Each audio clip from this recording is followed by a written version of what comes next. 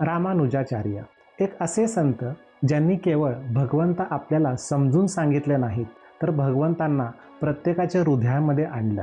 एक असा आचार्य ज्याने केवळ तत्वज्ञान मांडले नाही, तर समाजाच्या हजारो वर्षांच्या भिंती कोसळवल्या. आणि एक असा मानव ज्याने स्वतःच्या मोक्षापेक्षा इतरांच्या उद्धाराला प्राधान्य दिलं. पण प्रश्न असा आहे की आपण त्यांच्या मार्गावर चालायला तयार आहोत का? नमस्कार मित्रांनो, लोक आधार या आपल्या आध्यात्मिक प्रवासात तुमच्या सगळ्यांचं मनापासून स्वागत.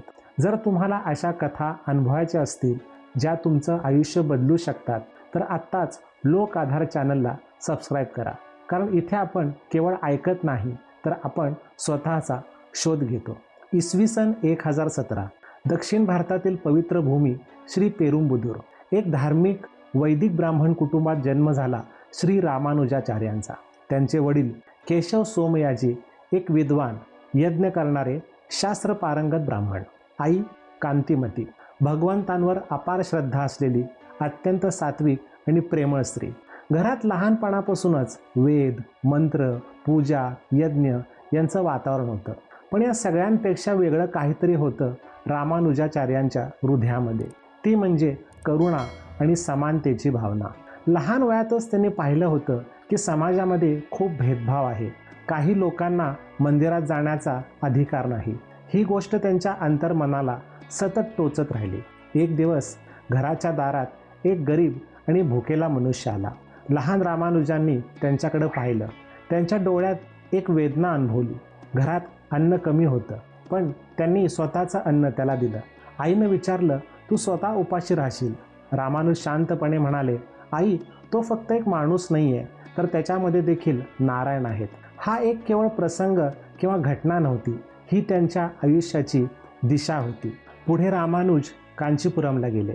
तेथे त्यांनी प्रसिद्ध आचार्य यादव प्रकाशांकडून वेदांताचं शिक्षण घेतलं.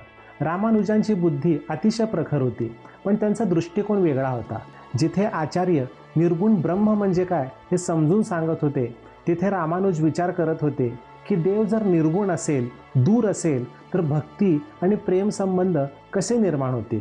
हा विचार फक्त तत्वज्ञान नव्हता, तो त्यांच्या हृदयाचा आवाज होता.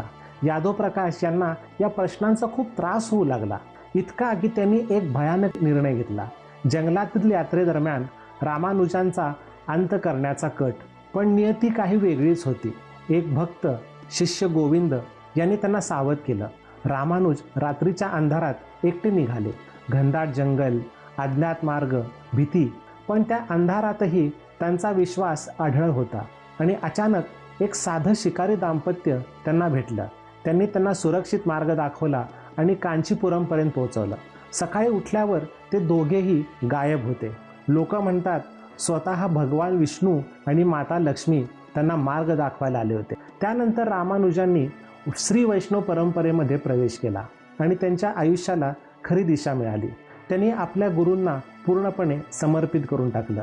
पण त्यांचं मन फक्त ज्ञानात नव्हतं, तर भक्तीत देखील होतं. एक दिवस त्यांना अत्यंत गुप्त मंत्र मिळाला, ओम नमो नारायणाय. गुरूंनी सांगितलं की हा मंत्र कुणालाही सांगू नकोस, नाहीतर तुला नरकात जावं लागेल. रामानुज शांतपणे ऐकत होते, पण त्यांच्या मनात एकच विचार होता, जर हा मंत्र लोकांना मुक्त करू शकतो, तर तो लपवायचा कशाला? ते मंदिराच्या शिखरावरती गेले आणि हजारो लोकांना तो मंत्र दिला. लोक घाबरले. त्यांनी सांगितलं की हा गुप्त मंत्र आहे, तू आम्हाला सांगू नको, नाहीतर तुला नरक मिळेल. रामानुज म्हणाले, जर माझ्या नरकात जाण्याने हजारो लोकांना मोक्ष मिळत असेल, तर तो नरक मी आनंदाने स्वीकार करेन. हा क्षण एका व्यक्तीचा नव्हे, तर एका युगाचा बदल होता. रामानुजाचार्यांच्या जीवनात अनेक चमत्कारिक घटना घडल्या. दिल्लीतील राजाकडून उत्सव मूर्ती परत आणत असताना त्यांना प्रेमाने हाक मारली आणि ती मूर्ती स्वतः त्यांच्या जवळ आली. त्यांनी अनेक ठिकाणी मंदिरांचे दरवाजे सर्वांसाठी खुले केले. जिथे लोकांना वाटायचं की हे अशक्य आहे, पण ते त्यांनी वास्तवामध्ये आणून दाखवलं. त्यांच्या शिष्यांना त्यांनी सेवा, नम्रता आणि प्रेम शिकवलं. अनेक शिष्यांनी त्यांच्या मार्गावर चालून अनेक दिव्य आध्यात्मिक अनुभव घेतले. रामानुजाचार्यांनी दिलं विशिष्टाद्वैत वेदांत, म्हणजेच ईश्वर, जीव आणि प्रकृती वेगळे असले तरी ते एकमेकांशी अविभाज्य आहेत. वैष्णव परंपरा 3 गोष्टी सांगते. पूर्ण समर्पण म्हणजे प्रपत्ती, निस्वार्थ सेवा आणि तिसरं प्रेमपूर्ण भक्ती. गौडीय वैष्णव परंपरेमध्ये सांगितलं जातं जे तत्वज्ञान अचिंत्य भेदाभेद, म्हणजेच आपण देवापासून वेगळे आहोत आणि एकही आहोत, दोन्ही एकाच वेळी. रामानुजांनी तत्वज्ञान दिलं आणि गौडीय परंपरेने त्यात प्रेम आणि नामसंकीर्तनाची उंची जोडली. या दोन्हीचा सार एकच, देवाला ज्ञानाने नाही तर प्रेमाने मिळवलं पाहिजे. रामानुजाचार्यांनी केवळ तत्वज्ञान दिलं नाही, त्यांनी समाजातील भेदभाव पूर्णपणे मोडून काढला. मंदिरं सर्वांसाठी खुली केली, भक्तीला सर्वसामान्यांपर्यंत पोहोचवलं, संस्कृत आणि प्रादेशिक भाषांमध्ये समन्वय साधला. संपूर्ण भारतभर प्रवास करून त्यांनी भारतामध्ये आध्यात्मिक एकता निर्माण केली. त्यांनी भारताला केवळ धार्मिक नाही तर आध्यात्मिकदृष्ट्या देखील एकत्र आणलं. श्री रामानुजाचार्य आपल्याला काय शिकवतात की धर्म म्हणजे केवळ पूजा नाही तर प्रेम, सेवा आणि समर्पण आहे. देव फक्त मंदिरामध्ये नाही तर चैत्यगुरूच्या रूपाने तो प्रत्येकाच्या हृदयात आहे. आपण मोठं होण्यासाठी इतरांना देखील उचललं पाहिजे. त्यांच्या जयंतीला आपण एक संकल्प करूया की मी कधी भेदभाव करणार नाही, प्रत्येकामध्ये देव पाहीन, भक्ती आणि सेवेला माझं जीवन बनवेल. मित्रांनो, जर हा प्रवास, हा विचार तुमच्या हृदयाला स्पर्श करून गेला असेल तर कृपा करून लोक आधार चॅनलला सबस्क्राईब करा. धन्यवाद.